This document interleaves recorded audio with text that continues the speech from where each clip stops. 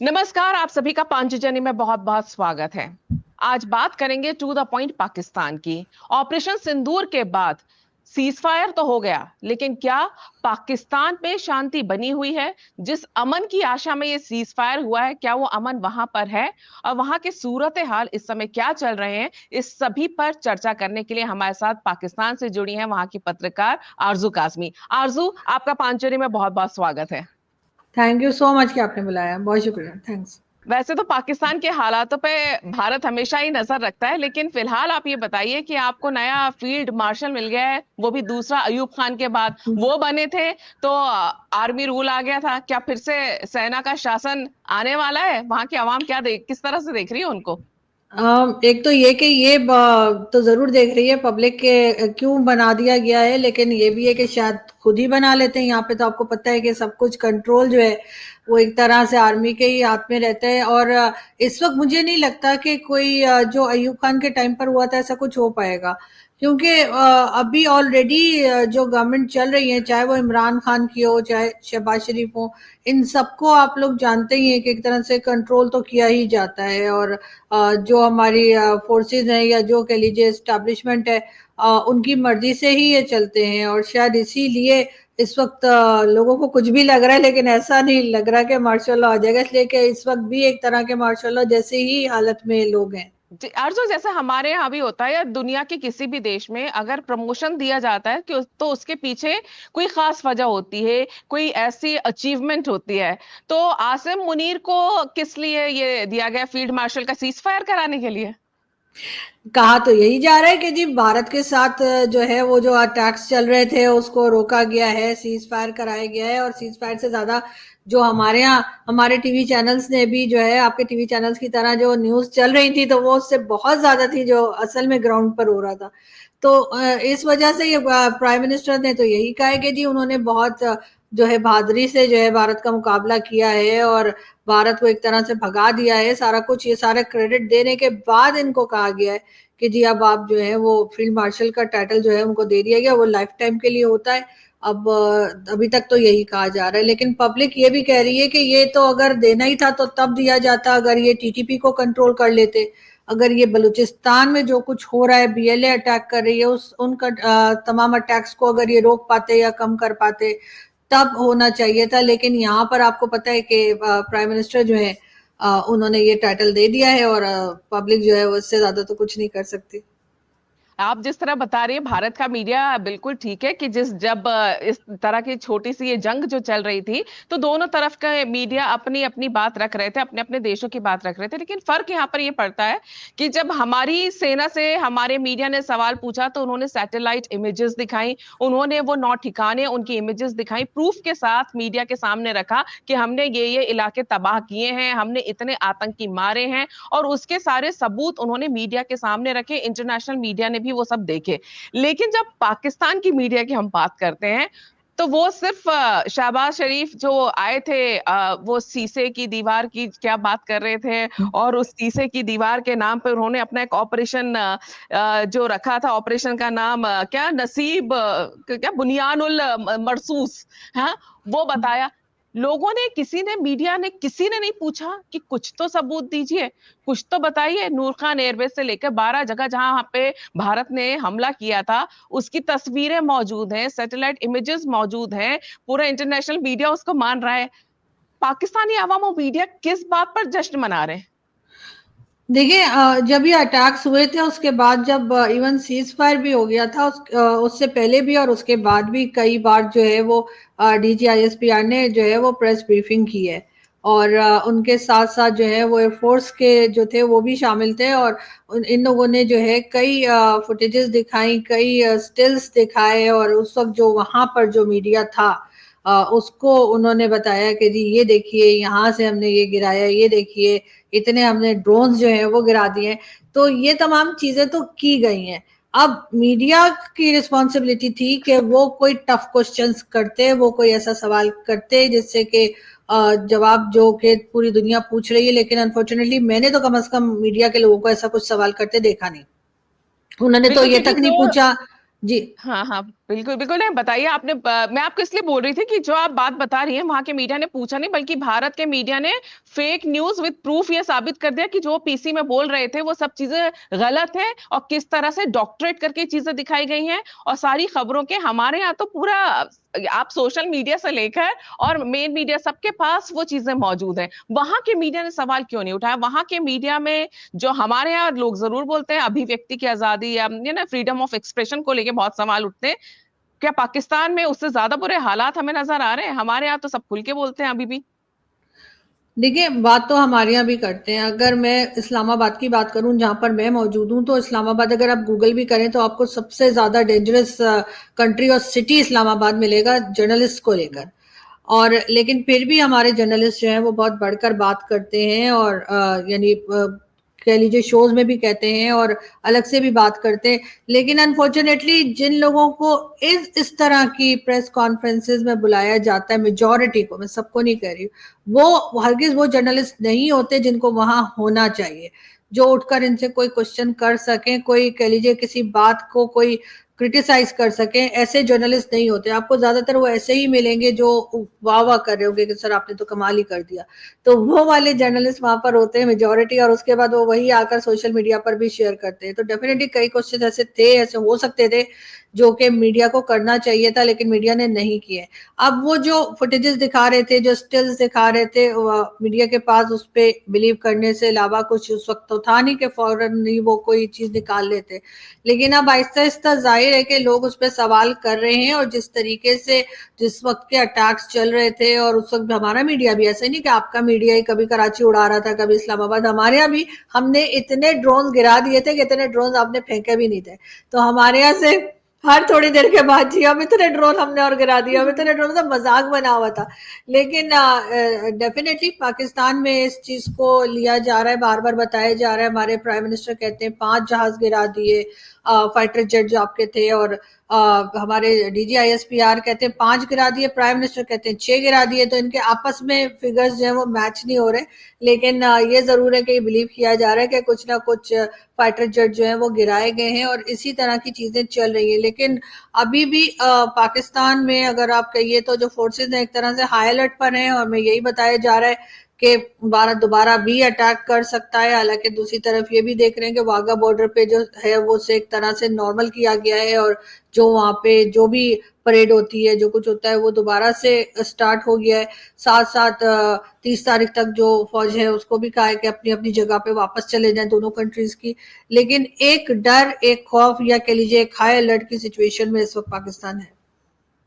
बिल्कुल, और ऐसे हाई अलर्ट की सिचुएशन में आसिम मुनीर का फील्ड मार्शल बनना, इसको आप कैसे देखती हैं? क्योंकि इसकी जरूरत क्यों पड़ी? देखिए, जो भी गवर्नमेंट आती है पाकिस्तान में, चाहे वो इमरान खान हो या नवाज शरीफ, शहबाज शरीफ साहब, तो इनको यही कहा जाता है कि ये बहुत ज्यादा जरूरत से भी ज्यादा बटरिंग करने की कोशिश करते हैं फौज को, और शायद ये उसी का रिजल्ट है। वरना इस वक्त होना तो नहीं चाहिए था, लेकिन ये कि अब उन्होंने बना दिया है तो कोई क्या कर सकता है। हमारे पास उससे ऊपर का कोई शायद पोस्ट होगी नहीं, वरना हम डेफिनेटली कुछ ना कुछ मुगल आजम या कुछ ना कुछ और बना देते। तो अभी ये बना दिया उन्होंने, अब उसके ऊपर तो कोई कुछ नहीं कह सकता। कई लोग एतराज कर रहे हैं सोशल मीडिया पे। मुझे बहुत हैरत हुई कि पाकिस्तानी जो है बहुत बढ़ बढ़कर बात कर रहे हैं, और मेजोरिटी को ये स्टेप पसंद नहीं आया है। और कई लोग ये भी कह रहे हैं कि जब अयूब खान बने थे तो उसके बाद जो है हमें बांग्लादेश देखना पड़ा था, तो ऐसा ना हो कि अब हमें एक बार फिर कुछ इस किस्म की चीज देखनी पड़े। इसलिए कि जाहिर है कि सभी जानते हैं कि बलूचिस्तान में क्या सिचुएशन है, और हमारे यहाँ KPK में कितने हालात खराब हैं। बिल्कुल, कांटों का ताज पहना है या पहनाया गया है आसिम मुनीर को, ये तो अभी आप आने वाले समय में पता लग जाएगा, क्योंकि आपने बलूचिस्तान की बात की। इस पूरे ऑपरेशन सिंदूर के बाद चाहे KPK हो, बलूचिस्तान हो, POJ के हो, और अब तो सिंध में भी किस मुद्दा भले पानी का हो, लेकिन खबरें आ रही हैं वहां पे भी एक स्ट्रेस बना हुआ है। बलूचिस्तान की सबसे पहले हम बात करते हैं। बलूचिस्तान ने कुछ लोगों ने जो वहां के आजादी की बात करते हैं, BLA के लोग हैं, उन्होंने तो आजादी तक का ऐलान कर दिया था। उनका हौसला इतना बढ़ा हुआ था ऑपरेशन सिंदूर से। फिलहाल क्या हालात हैं? आज भी एक अटैक की खबर वहां पर आई है। देखिए, बिल्कुल एक अटैक हुआ है और ये स्कूल वैन पर हुआ है अनफॉर्चुनेटली, और इसमें छोटे बच्चे थे और उनमें से 4 बच्चे जो हैं उनकी जानें गई हैं। 46 के करीब स्टूडेंट्स उसके अंदर थे। अब कहा यही जा रहा है कि ये जिन लोगों ने अटैक किया है पाकिस्तान की गवर्नमेंट का, मतलब मैं बता रही हूँ आपको कि जो मीडिया में दिखाया जा रहा है कि जी ये भारत की तरफ से फंडेड ग्रुप जो हैं उन्होंने अटैक किया है। अब हो ये रहा है कि कुछ भी होगा तो शायद यही कह दिया जाएगा कि भारत की तरफ से हुआ है, लेकिन ऐसा होना नहीं चाहिए था। और बच्चों के ऊपर अटैक करना तो मेरा ख्याल है बहुत ही गलत बात है। इससे पहले आपने देखा था हमारे यहाँ जो है आर्मी पब्लिक स्कूल पे भी अटैक हुआ था, और उसके लिए जिसको पकड़ा गया था एहसानुल्लाह एहसान, आज वो हमारी कस्टडी में से न जाने कहाँ चला गया, और अभी तक उसका इल्जाम हमने भारत पे नहीं लगाया। लेकिन जिस वक्त भारत के साथ टेंशन चल रही थी, अटैक्स चल रहे थे, उस दौरान बीएलए या कह लीजिए कि बलूचिस्तान में बहुत ज्यादा अटैक्स हुए हैं। कहा तो यही गया उस तरफ से, लोगों ने यही कहा है। कई लोगों ने ये भी कहा कि जी उन्होंने कोई आजादी का नारा लगा दिया है, कोई फ्लैग बना दिया है, कई चीजें चली, लेकिन ये बात ठीक नहीं है, मतलब ये सही खबर नहीं है। अभी तक ऐसा कुछ नहीं हुआ है। ये जरूर है कि वहां पर जो प्रोटेस्ट चल रहे हैं वो बहुत ज्यादा बढ़ चुके हैं, वहां पर इनको चीजें कंट्रोल करना मुश्किल हो रहा है, और मिसिंग पर्सन्स का इशू तो वहां पर हमेशा से ही रहा है। और उसके लिए भी आप जानते हैं डॉक्टर मारंग बलोच और कई दूसरे लोग प्रोटेस्ट करते रहे, लेकिन इस वक्त जो अटैक्स हैं बलूचिस्तान के अंदर वो बहुत ज्यादा हो रहे हैं, और लग यही रहा है कि इस वक्त इनको तमाम चीजें छोड़कर और इस तरफ ही देखना होगा, वरना जो सिचुएशन है वो इससे ज्यादा खराब हो सकती है। और ये कहना कि जी हमें तो कोई तोड़ नहीं सकता, और इस किस्म की जो स्टेटमेंट दे रहे हैं हमारे पॉलिटिशियंस, वो यकीनन जो है इस सिचुएशन को, जो बहुत सीरियस कंडीशन है बलूचिस्तान की, उसको इग्नोर कर रहे हैं। आपने जिस तरह बताया भारत के ऊपर वो इल्जाम लगाना कोई नई बात नहीं है, क्योंकि इस तरह में सेफ पैसेज पाकिस्तान सरकार के पास हमेशा से यही रहता है कि भारत के ऊपर इल्जाम डाल दो। भारत सरकार ने कहा, रॉ ने कराया है, तो कोई नई बात नहीं, उसके कोई सबूत नहीं दे पाते। बलूचिस्तान की एक बहुत अहम बात, जो जब से ये बलूचिस्तान का तो संघर्ष 1948 से चलता आ रहा है, उनका जो स्ट्रगल है ये, लेकिन बलूचिस्तान के अंदर की खबरें बाहर नहीं आ पाती, जो अट्रॉसिटीज की खबरें, जो उनका भी एक दर्द रहा है। आखिर ऐसा किस तरह का वहां माहौल रहता है कि जो जैसे लोग गायब हो जाते हैं, हर कोई जानता है हजारों लोग गायब है। कई बलूचों से हमारी भी बातचीत हुई है। इंटरनेशनल लेवल पे उस तरह तक बात पहुंच नहीं पाती, उस फोरम पे बात नहीं पहुंच पाती जिस फोरम पे जाके पाकिस्तान जो है जगह जगह जाके कश्मीर की बात करता है या पैसे मांगता है। वहां पर बलूचों का ये दर्द क्यों नहीं पहुंचता? क्योंकि ह्यूमन राइट्स का बहुत बड़ा मामला है। उस हिसाब से क्या वहां सख्ती बहुत है? वहां पे जो पाकिस्तान के पत्रकार हैं वो क्यों नहीं जा पाते? वहीं के जर्नलिस्ट क्यों नहीं जा पाते? इंटरनेशनल मीडिया के लिए वो कवर करना इतना मुश्किल क्यों हो जाता है? क्या हालात रहते हैं वहां? देखिए, एक तो हमारे के जो जर्नलिस्ट हैं वो वहाँ जाते तो हैं, लेकिन बहुत कम जाते हैं, और वो भी ऐसे जाते हैं कि बहुत परमिशन लेकर जाएंगे कि हाँ गवर्नमेंट से परमिशन मिल गई है, उसके बाद एक तरीके से ही उनको वहाँ पे काम करना पड़ता है, वो फ्री होके वहाँ पर काम नहीं कर पाते। दूसरा ये कि वहाँ पर ये बहुत कहा जाता है कि जी भारत का बहुत दखल है। हमें जो बताया जाता है कि जी वहाँ पे बहुत ज्यादा इंटरफेरेंस है भारत की, और इसलिए वहाँ पे जो लोग आम लोकल्स भी जो घूम रहे होते हैं उनसे भी बार बार पासपोर्ट और आईडी कार्ड चेक किए जा रहे होते हैं। जगह जगह पे चेक पोस्ट है, उसके बावजूद वहां पर इतनी ज्यादा प्रॉब्लम्स रहती हैं। तो ये चीज तो एक तो आप जानते हैं कि वहां पे गवादर है, और गवादर पे जो चाइना प्रोजेक्ट कर रहा है वो प्रोजेक्ट जो है वहां के लोकल्स को पसंद नहीं है। पहले तो जब स्टार्ट हुआ था तो कहा तो यही गया था कि इससे बलूचिस्तान के लोगों को फायदा होगा, लेकिन वो नहीं हुआ, और आहिस्ता आहिस्ता करके 11 साल में लोगों को अच्छे से ये बात समझ में आ गई। अब वो कहते हैं कि ये हमारी जमीन है, अब हमारी जमीन से मिनरल्स निकाल कर ना तो चाइना को दे सकते हैं, ना ही पाकिस्तान के दूसरे हिस्सों में ले जा सकते हैं। तो उनके जब ये प्रोटेस्ट चलते हैं, जब वो लड़ते हैं अपने राइट्स के लिए, तो फिर यहाँ से उनके ऊपर जो कह लीजिए कि बाय फोर्स उनको खामोश कराने की कोशिश की जाती है। मिसिंग पर्सन्स का इशू आज से नहीं है, कई साल से है, और वो लोग बार बार बताते हैं। कई बार इस्लामाबाद जहां मैं हूं वहां पे प्रेस क्लब के बाहर आके वो लोग बैठते हैं और कहते हैं कि अगर कोई जिंदा है तो हमें बता दो, अगर कोई कसूर किया है तो सजा दे दो, या फिर उन लोगों को वापस कर दो। उनकी फीमेल्स आके बैठती हैं, उनके घर के लोग आके बैठते हैं, मैंने बहुत बार जाकर अटेंड किया है। उस वक्त तो जाहिर है कि गवर्नमेंट जो है वो इस चीज से इनकार करती है। डॉक्टर मारंग बलोच भी आई थी, उन्होंने भी यही प्रोटेस्ट किया था। उन्होंने ये नहीं कहा था कि बलोचिस्तान अलग करना है, वो कहते हैं हमारे मिसिंग पर्सन का इशू जो है वो सॉल्व किया जाए। लेकिन गवर्नमेंट इस तरह की चीजों की तरफ जाने को मुझे लगता है तैयार नहीं है। और जो वहां के लोकल्स हैं, यानी लोकल से मेरा मतलब है जो वहां की गवर्नमेंट में बैठे हुए हैं, चाहे वो चीफ मिनिस्टर हों, चाहे वहां के दूसरे मिनिस्टर्स हों, या वहां के जो सरदार हैं, वो भी मुझे लगता है कि जो लोकल्स हैं उनके लिए कुछ करना नहीं चाहते, उनके लिए इतना काफी है कि उनकी गाड़ी के आगे फ्लैग लग गया, उन्हें कुछ कहा नहीं जा रहा, वो अपनी जो भी फायदा ले सकते हैं वो ले रहे हैं। तो वो भी आवाज नहीं उठाते, वो भी उस चीज को उसी तरीके से लेकर चलते हैं जैसे कि गवर्नमेंट चाह रही है या फेडरल गवर्नमेंट चाह रही है। ये भी एक बहुत इशू रहा है उन लोगों का, यानी सबसे ज्यादा रिच प्रोविंस जो है मिनरल्स वगैरह को लेकर तो वो बलूचिस्तान है, लेकिन अनफॉर्चुनेटली सबसे ज्यादा गुर्बत भी आपको वहीं मिलेगी। उन लोगों के पास पीने का साफ पानी नहीं है। मैंने एक अपने पैनलिस्ट से कहा कि जी वहां साफ पीने का पानी नहीं है, तो कहने लगे पानी तो आप भी खरीद के पीती हैं, कि आपको मिल जाता है? तो मैंने कहा मैं अफोर्ड तो कर पाती हूँ ना कि मैं खरीद लूं। मैंने कहा वो तो खरीद भी नहीं पाते। तो अगर आप हर चीज को इस तरह से देखेंगे, फिर वहां पे टारगेट किलिंग बहुत ज्यादा है। यहाँ से अगर कोई जाता है वैन्स वगैरह, आपने देखा उसमें से पंजाबी जो है उनकी आईडी कार्ड देके उन्हें मारा जाता है, वो भी गलत है। मैं उसको भी सपोर्ट नहीं करती कि वो सही कर रहे हैं, लेकिन बात सारी है कि कोई सही पॉलिसी बनाई नहीं जा रही, उनके साथ बातचीत की नहीं जा रही, उनको बार बार टेररिस्ट बोल दिया जाता है और कहा जाता है हम इनके साथ कोई बात नहीं करेंगे, सिर्फ इनके ऊपर अटैक्स होंगे या ऑपरेशन होंगे। तो वो चीज ठीक नहीं है और इसीलिए जो है वो सिचुएशन जो है वो बिगड़ती चली जा रही है। बिल्कुल, उनके कई बलूच जो नेता हैं उनसे मैंने भी कई लोगों से बात की है। उनका सबसे बड़ा दर्द यही होता है कि कम से कम जो लोग गायब हो गए हैं या तो उनकी लाशें हमें दे दो, वो जिंदा है या मर गए हैं, कम से कम ये तो बता दो। उसके अलावा उनकी डिमांड ही नहीं है कि उनको ढूंढो। ये चीजें हमने भी देखी, और रिसोर्सेस को लेके सारी लड़ाई भी है, और उनको अपना अपना कल्चर और उसको लेके आजादी की लड़ाई वो लड़ रहे हैं।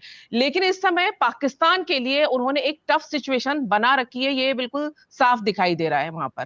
देखिए एग्जैक्टली सिर्फ टफ सिचुएशन सिर्फ बलूचिस्तान में ही नहीं है, केपीके में भी है। अगर हम हम्म। केपीके की तरफ भी जाएं और देखें तो वहां पर भी जो वहां के लोग हैं वो कहते हैं कि जी फौज यहाँ से निकल जाए, पुलिस यहाँ से निकल जाए, हम जाने और तालिबान जाने, वो उस लेवल तक भी आ चुके हैं। तो ये तो हर तरफ ही है। अगर आप सही पॉलिसीज नहीं बनाएंगे, उन लोगों से बात नहीं करेंगे, तो फिर जाहिर है लोगों के पास क्या चॉइस रह जाएगी। लेकिन फिर भी किसी की जान लेना तो ठीक नहीं है। लेकिन पाकिस्तान की गवर्नमेंट जो है, या कह लीजिए जो फोर्सेज हैं या जो मुल्क चलाते हैं स्पेशली वो लोग, वो उनके साथ बातचीत करने को तैयार नहीं है। उनका सारा फोकस सिर्फ पंजाब की तरफ है और बाकी सारे प्रोविंसेस जो हैं वो बहुत ज्यादा सफर कर रहे हैं और इस तरफ ये लोग ध्यान नहीं दे रहे। और मुझे यही लग रहा है कि ये और ज्यादा सिचुएशन जो है वो बिगड़ती जा रही है। जी बिल्कुल, केपीके से भी तहरीके तालिबान की तरफ से काफी हमने देखा है कि चैलेंजेस पाकिस्तान सरकार को भी मिल रहे हैं, वहां सेना को भी, आर्मी को भी वहां पर काफी चैलेंजेस का सामना करना पड़ रहा है। और ऑपरेशन सिंदूर के बाद उधर भी हौसले बुलंद दिख रहे हैं वहां। वो पहले भी थे, टीटीपी के साथ डेली बेसिस पर अटैक्स चल रहे हैं और जाहिर है दोनों तरफ नुकसान हो रहा है, पाकिस्तान की साइड पे भी हो रहा है और टीटीपी की तरफ भी हो रहा है। लेकिन वहां पर भी ऑपरेशन पे ऑपरेशन जो है उसी की बात की जाती है। उनको किसी तरीके से कंट्रोल ये भी नहीं कर पा रहे। इन्होंने तालिबान से भी बात की थी वैसे तो एक बार, तो उन्होंने कहा था जी आप जाने और टीटीपी जाने। अब टीटीपी का नाम इन्होंने फितना और खारिज रख दिया। फितना और खारिज रख देने से, नाम बदलने से कुछ होने वाला तो है नहीं। वो तो जाहिर है नाम से ही पता लगता है कि ये तहरीक तालिबान पाकिस्तान हम ही ने बनाई थी, तभी तो उनका नाम ये है। लेकिन अब जब लोगों ने उसके ऊपर क्रिटिसाइज किया कि तो आप ही लोगों के बनाए हुए लोग हैं जब आपके ऊपर अटैक कर रहे हैं, तो उन्होंने उसका नाम चेंज कर दिया। और अब ये कहते हैं नहीं जी वो तो फितना और ख्वारिज है। वैसे नाम हमारे यहाँ बड़े मुश्किल रखे जाते हैं, आप लोगों को कैसे समझ आते हैं पता नहीं, मुझे तो खुद को समझ मुझे नहीं आते। इतना इतना पता है, फितना जो है सिविल वॉर से जुड़ा हुआ कोई शब्द है, ऐसा इतना शैतान को नॉट जो कॉमन। जो गड़बड़ करता है ना उसको उसको बोलते हैं। लेकिन फिर भी जो ऑपरेशंस के नाम होते हैं वो बहुत ही मुश्किल होता है। अभी आप लोगों के साथ भी जो रखा है वो खुद मेरी समझ में नहीं आता कि क्या मुझे है। याद नहीं होता आपका ये बुनियान उल मरसूस ये ये मुझे लगा कम से कम पाकिस्तान के लोगों को शायद याद होता होगा। हमारा तो ऑपरेशन सिंदूर ऐसा है कि वो हर जगह सिंदूर का रंग नजर ही आ रहा है, और वो अभी भी जारी है, ये भी कहा जा रहा है। लेकिन इस बीच में अगर सिंध की बात करें हम, क्योंकि शुरुआत तो सीज फायर हो गई, लेकिन पानी तो अभी भी है, पानी का मसला तो नहीं सुलझा। सिंधु जल जो हमारा समझौता था, अग्रीमेंट, उसकी बातचीत तो अभी भी वहीं की वहीं अटकी हुई है। और सिंध में सुना है कि पानी को लेकर काफी बवाल मचा है। देखिए भारत की तरफ से जो कहा गया कि पानी रोक देंगे, तो वो अक्सर लोगों का ये कहना है कि ऐसा पॉसिबल नहीं है। कभी अभी काफी सालों तक तो पॉसिबल नहीं है कि आप कम भी कर पाए, क्योंकि आप लोगों के पास वो फैसिलिटी नहीं है जिससे आप लोग पानी को स्टोर कर सकें। तो इधर तक तो हमें इत्मीनान है कि ऐसा कुछ नहीं होने लगा। लेकिन ये जरूर है कि जो सिंध में प्रॉब्लम चल रही थी, जिसके लिए प्रोटेस्ट हो रहा था, वो ये हो रहा था कि इंडस वाटर ट्रीटी तो अलग है, लेकिन वहां से सिंध से पानी को काट के पंजाब लाया जा रहा था। और यहाँ पे चोलिस्तान एक जगह है, और वहां पर जो है वो ग्रीन पाकिस्तान के नाम से प्रोजेक्ट चल रहा है, और वो प्रोजेक्ट जो है वो भी फौज का है। और जो गवर्नमेंट है वो ये चाह रही है कि वहां से पानी को काट के पंजाब यहाँ तक लाया जाए। उसके लिए सिंध के लोग तैयार नहीं है। वो कह रहे हैं हमारे पास पहले ही पानी कम है और हम अपना पानी पंजाब को देने को वो रेडी नहीं है। तो इस वजह से ये एक प्रोटेस्ट चलता रहा, और उसके लिए जो वहां के लीडर हैं, जिसमें बिलावल भुट्टो जरदारी हैं, आसिफ अली जरदारी साहब हैं, जो सालों से वहां पर जिनकी हुकूमत है, वो भी कुछ नहीं बोल पा रहे थे। इसलिए कि जाहिर है वो किसी पॉलिटिकल पार्टी का इशू तो था नहीं। वो जो वहां पे प्रोजेक्ट चल रहा है ग्रीन पाकिस्तान के नाम से, वो प्रोजेक्ट फौज का है। तो अब किसकी हिम्मत है पाकिस्तान में कि वो फौज को बोले कि जी हम आपको पानी नहीं दे रहे। तो वो इस वजह से उधर प्रोटेस्ट पे प्रोटेस्ट, मगर जो आम पब्लिक है वो बिल्कुल तैयार नहीं है। जो वहां के किसान है वो तैयार नहीं है। तो उन्होंने फिर प्रोटेस्ट शुरू किया, और अब इन्होंने कुछ टाइम के लिए उस चीज को रोक दिया है। इन्होंने कहा ठीक है, अभी फिलहाल के लिए हम इधर नहीं ला रहे, इसलिए के बीच में भारत के साथ भी एक टेंशन बन गई थी। लेकिन आगे क्या सोचा गया है, आगे कैसे चलेगा, वो थोड़ा सा जो मामला है ना वो गड़बड़ लग रहा है।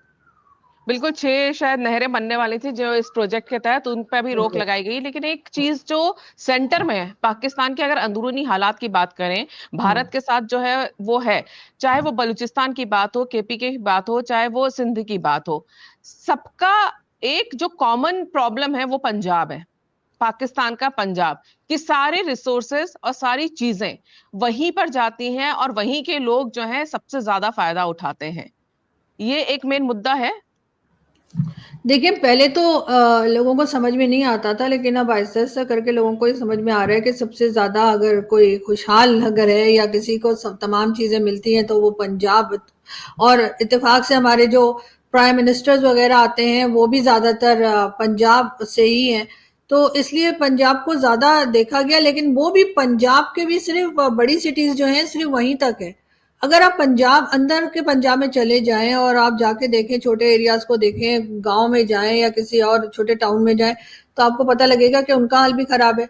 वहां पर भी लोगों के पास जॉब्स नहीं है, वहां पर भी लोग परेशान हैं, वहां पर भी लोगों को स्कूल फीस अपने बच्चों की देना या अपने लिए हेल्थ सेक्टर में जाना, तो सब कुछ मुश्किल है। लेकिन पंजाब जो दिखाया जाता है वो लाहौर और एक दो और बड़ी सिटीज दिखा दी जाती हैं, तो उससे लगता है कि सब कुछ यहाँ है। जो भी आता है, चाहे वो शहबाज शरीफ साहब हो, चाहे नवाज शरीफ साहब हो, आते के साथ ही सिर्फ लाहौर को सजाना शुरू कर देते हैं। तो अब ऐसा नहीं है। पहले जरूर था कि पंजाब जो था वो जरा बाकी प्रोविंसेस के साथ अगर कंपेयर करें तो उससे बेहतर था, लेकिन अभी उसकी हालत भी खराब हो गई है। और इसलिए पंजाब से भी आवाजें उठने लग गई हैं। ऐसा नहीं है पहले पंजाब से नहीं कहा जाता था कुछ, लेकिन अब पंजाब से भी लोग प्रोटेस्ट करने लगे हैं, पंजाब से भी आवाजें उठ रही हैं। तो मुझे लगता है कि इस वक्त तो कोई भी प्रोविंस ऐसा नहीं है जिसको मैं ये कह सकूं कि वहां पर लोग बड़े आराम से हैं, या वहां पर लोगों को जो है कोई प्रॉब्लम नहीं है, वो यूटिलिटी बिल्स भी दे पा रहे हैं, उनके पास जॉब्स भी है, खाने को भी है। क्योंकि अब ऑलमोस्ट कम ज्यादा जरूर है कि कहीं प्रॉब्लम ज्यादा है कहीं कम है, लेकिन इस वक्त सब जगह पर जो है वो कुछ ना कुछ इशू चल रहा है। और ऐसे में आसिम मुनीर फील्ड मार्शल बन गए हैं।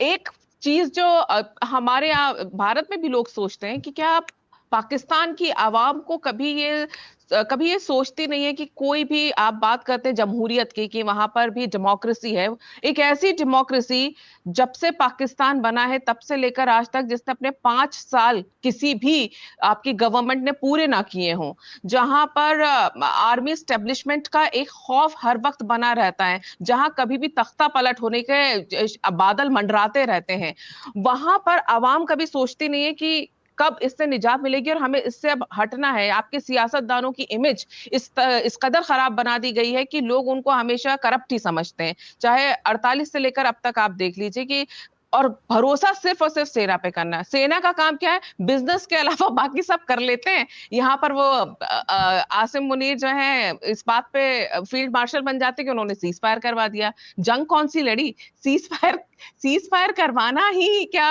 एक इनाम पाने के हकदार बन जाते हो फील्ड मार्शल जैसे। देखिए वो फील्ड मार्शल जो बना उसमें पब्लिक का कोई लेना देना नहीं है, पब्लिक कुछ नहीं कर सकती, वो तो जो गवर्नमेंट इस वक्त है उनका इस तमाम काम है। लेकिन जहां तक पब्लिक की बात आप करें, पब्लिक में अवेयरनेस बहुत आई है, बहुत अवे मैंने 3-4 साल में देखा है पब्लिक को बात करते हुए। पाकिस्तान की पब्लिक अब बोलने लगी है और अब समझने भी लगी है काफी चीजें। मैं सबको नहीं कहूंगी कि सब ऐसे हो गए, लेकिन काफी लोग अब जो है उन्होंने अपने आप को चेंज किया है, काफी लोगों ने अपने आप को अपडेट किया है। और शायद यही रीजन था कि इन्होंने 2 साल से सोशल मीडिया डाउन कर रखा था, सोशल मीडिया ब्लॉक था पाकिस्तान में। हम लोग ट्विटर और इस तरह के जो जगह है वहां पे वीपीएन लगाकर ये यूज कर रहे थे, अदरवाइज नहीं हो रही थी। तो अभी जैसे ही भारत के साथ टेंशन शुरू हुई तो इन्होंने जल्दी से सबसे पहले तो इन्होंने सोशल मीडिया खोला ताकि जो इनके अपने लोग हैं वो भारत को जवाब दे सके वहां पर। लेकिन लोगों ने आप लोगों के चैनल्स देखकर, लोगों ने आप लोगों की या पूरी दुनिया के कह लीजिए कि जो सोशल मीडिया है वो देखकर और कई यूट्यूब वीडियोस देखकर लोगों ने अपने आप को बहुत अपडेट किया है। लोगों को अब समझ में आ रहा है, लोग हर ब्लेम अब जो है वो गवर्नमेंट के ऊपर नहीं डाल रहे। अगर आप छोटे छोटे एरियाज में चले जाएं, केपीके में या बलूचिस्तान में या पंजाब के छोटे एरियाज में, और वहां जाकर अगर आप किसी से पूछें कि जी जो पाकिस्तान का ये हाल हुआ है किसने किया है, तो वो जो है गवर्नमेंट के साथ साथ वो पाकिस्तान की फोर्सेस का भी नाम लेते हैं। वो पाकिस्तान के एस्टेब्लिशमेंट में जो जो सिविदार आते हैं उन तमाम को वो ब्लेम करते हैं। ऐसा पहले नहीं था। और ये मैं उन लोगों की बात नहीं कर रही हूँ कि जो स्कूल कॉलेज या यूनिवर्सिटी से निकले हैं। कोई सब्जी वाला होगा आप उससे बात करें, कोई चलता फिरता कोई हो जो छोटा मोटा काम कर रहा है, उन तमाम लोगों में ये अवेयरनेस आई है। बहुत से लोग इसका क्रेडिट इमरान खान को देते हैं, लेकिन कि जी इमरान खान ने बहुत ज्यादा बात की, लेकिन इमरान खान तो खुद इन्हीं की प्रोडक्ट है। तो इमरान खान तो इसलिए बोले क्योंकि उनको हटा दिया गया। लेकिन लोगों में ये अवेयरनेस जो है ये डेफिनेटली मैं तो समझती हूँ सोशल मीडिया और उसकी वजह से आई है। लोग अब बात करने लगे और यही चीज जो है वो मेरे ख्याल है यहाँ पर किसी को सूट नहीं कर रही। लोग चाहते हैं कि लोग बात ना करें, बल्कि अभी जो आपके यहाँ से सोशल मीडिया बैन किया गया और पाकिस्तान का, उसके बाद उससे पहले यूट्यूब बैन किया गया और कई चीजें जो चली, तो वो तो मैं किसी को कह रही थी, मैंने कहा मुझे लग रहा है कि हमारे स्टैब्लिशमेंट के साथ कोई मिला हुआ है भारत से, क्योंकि ये जिनको ये चुप नहीं करा पाए उनको आप लोगों ने चुप करा दिया और उनकी आवाजें बंद होने की मतलब नौबत आ गई। तो यहाँ पर लोगों में चेंज आया है और बहुत पॉजिटिव चेंज आया है। लोग बात कर रहे हैं, गलत को गलत, सही को सही, बहुत लोग कहना शुरू हो गए। और ये चीज मैंने पहले नहीं देखी पाकिस्तान में। जी बिल्कुल, जो क्योंकि आपने इमरान खान जी की बात की, काफी ज्यादती हो गई है उनके साथ भी जेल में। आ, लेकिन जो सोशल मीडिया की आप बात कर रही थी, अगर मैं गलत नहीं हूं तो ये जो 2023 मई में वहां पर पीटीआई के समर्थकों ने, जो उनके सपोर्टर्स थे, उन्होंने जिस तरह से सड़कों पर उतर कर गिरफ्तारी का विरोध किया था, उसके बाद से सोशल मीडिया को लेकर, क्योंकि उनके जो फैंस थे उन्होंने सबसे बड़ा हथियार सोशल मीडिया को ही बनाया था। आज पीटीआई के जो आपके सपोर्टर्स हैं या उनके जो नेता हैं, इमरान खान के हाल आपको भी पता ही है कि वो उनकी जो मेडिकल रिपोर्ट आई है वो किस हाल में है। पीटीआई एक ऐसी थी जिसको देख के हम बाहर से देख के कह सकते हैं कि काफी सपोर्ट पाकिस्तान में मिल रहा था, लोगों को उनके इमरान खान पे भरोसा सा हो रहा था। लेकिन आज के हालात क्या है पीटीआई के वहां पर? देखिए पीटीआई, इमरान खान जब प्राइम मिनिस्टर थे तो इमरान खान को इतना लोग पसंद नहीं करते थे। इमरान खान से कभी कोई चीज संभली नहीं। उन्होंने खुद भी कहा कि जी मुझे अचानक से गवर्नमेंट मिल गई, मुझे चलानी नहीं आई। हालांकि गवर्नमेंट चलाता कोई और है, इसमें इमरान खान या किसी का भी कोई रोल नहीं होता पाकिस्तान में। लेकिन इमरान खान के टाइम पे बहुत प्रॉब्लम्स रही, कई चीजें जो थी इमरान खान के कंट्रोल में नहीं आई और वो कुछ कर नहीं पाए। लेकिन जब से उनको हटाया गया, हालांकि उनसे पहले भी कई लोगों को हटाया गया है, लेकिन जब इमरान खान को हटाया गया, इमरान खान को जेल में डाला गया, 2 साल हो गए, उसके बाद इमरान खान की पॉपुलैरिटी जो है वो बहुत ज्यादा बढ़ चुकी है। और जो लोग उन्हें पहले क्रिटिसाइज करते थे उनको भी अब लगता है कि इमरान खान को बाहर लाना चाहिए और इमरान खान के साथ जो है गलत हुआ है। तो इमरान खान की पॉपुलैरिटी पहले से बहुत ज्यादा बढ़ चुकी है। उनके जो फॉलोअर्स यहाँ पर हैं, जो बाहर हैं, वो तो चले, उनका तो एक है कि वो निकल गए यहाँ से, लेकिन जो यहाँ पर हैं और वो अगर सोशल मीडिया पर या यूट्यूब पे या कहीं पे अगर फेवर करते हैं तो फिर उन्हें टफ टाइम देखना को मिलता है। कोई ना कोई चीज करके उनको अरेस्ट भी किया जाता है, उनके जो यूट्यूब है या कुछ है उसे भी ब्लॉक किया जाता है।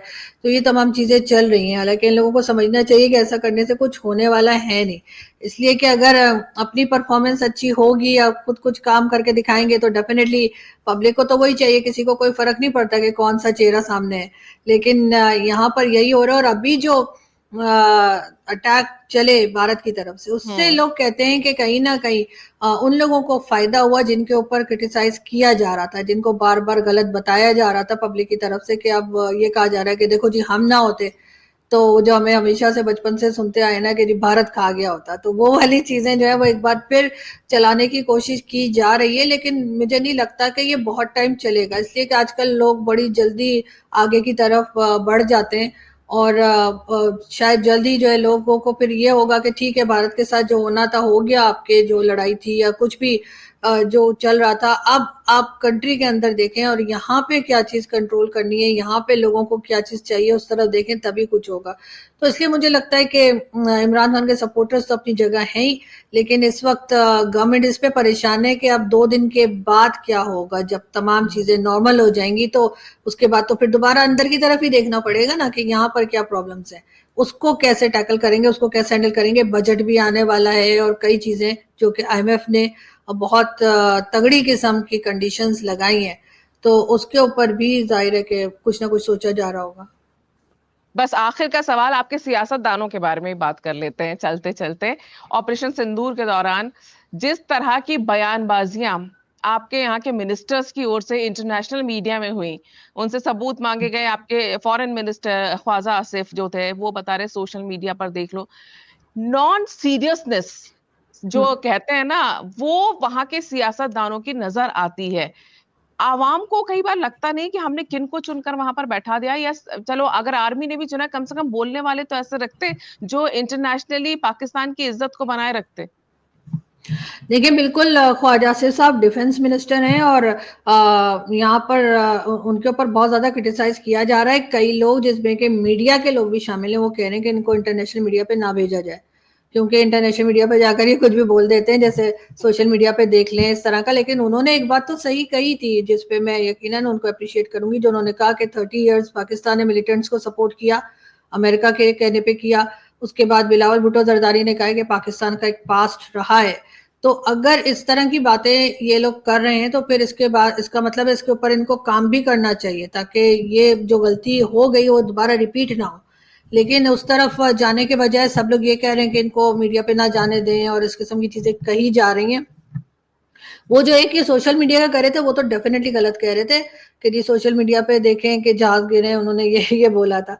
लेकिन हाँ, ये जरूर है कि जो 30 ईयर्स मिलिटेंट्स की बात की थी वो उन्होंने ठीक कही थी। और बाकी तो वो कितने पावरफुल हैं ये तो सभी समझ सकते हैं कि हमारे यहाँ चाहे वो डिफेंस मिनिस्टर से प्राइम मिनिस्टर तक कोई खास पावर इन लोगों के हाथ में नहीं होती है। तो इनको हटा देने का, किसी और को ले आने का कोई फायदा नहीं है, अनटिल और अनलेस जब तक जो लोग मुल्क को चला रहे हैं वो अपनी पॉलिसीज चेंज नहीं करेंगे, पॉलिसी मेकर्स अपनी पॉलिसीज चेंज नहीं करेंगे।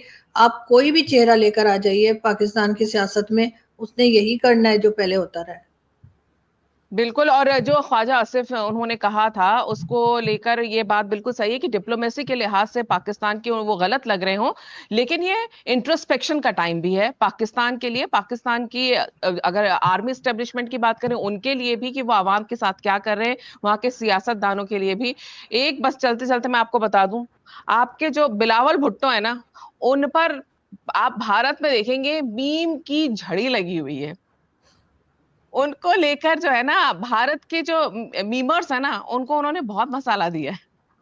उनको तो बल्कि अभी थोड़े दिन पहले मैं कल परसों जब मैं देख रही थी, किसी ने लिखा था पाकिस्तान से उनकी कोई आई थिंक पार्लियामेंट के अंदर वो बात कर रहे थे, तो किसी ने लिखा था भाई बस तू इंग्लिश ही बोला कर, क्योंकि वो जब उर्दू या हिंदी में आते हैं ना तो उनकी अजीब सी साउंड हो जाती है और वो कुछ अजीब सा बोलते हैं, तो उसपे तो हमारे यहाँ भी लोग बहुत हंसते हैं। जो भी है, खैर सेंस ऑफ ह्यूमर पाकिस्तान के लोगों का अच्छा ही है, भारत के लोगों का भी अच्छा है, लेकिन जब माहौल ऐसा होता है तो फिर मटेरियल काफी मिल जाता है। और भारत के पास इस समय पाकिस्तान की तरफ से बहुत मटेरियल मिला है। हम तो यही चाहेंगे कि पाकिस्तान जो है अपने अंदरूनी हालातों पर ध्यान दे, और जो भारत की उनसे पाकिस्तान से उम्मीद है कि टेररिज्म पर लगाम लगाए, जैसे कि आपने खुद भी बताया कि ख्वाजा आसिफ ने कहा जिसकी भी वजह से वो मोहरा बन रहे हों, लेकिन जिहाद के नाम पर टेररिज्म फैलाना बंद करे तो शायद मुल्क का भी भला हो और एक डेवलपमेंट की तरफ पाकिस्तान आगे बढ़े, क्योंकि कोई भी देश ये नहीं चाहेगा कि उनका पड़ोसी मुल्क ऐसा रहे जिसके ऊपर डेंट लगा हो। और भारत क्यों चाहेगा? नुकसान सभी का है, लेकिन पाकिस्तान को खुद इंट्रोस्पेक्शन करना पड़ेगा, अपनी हरकतों पर लगाम लगाना पड़ेगा, अपनी आवाम के बारे में सोचना पड़ेगा। आरजू, आपने खुलकर बात की और बहुत अच्छे से बात की। हम आपसे आगे भी जुड़ेंगे और बातचीत करेंगे, लेकिन आज आपने टाइम निकाला, उसके लिए आपका बहुत बहुत धन्यवाद। थैंक यू सो मच कि आपने इनवाइट किया, बहुत शुक्रिया।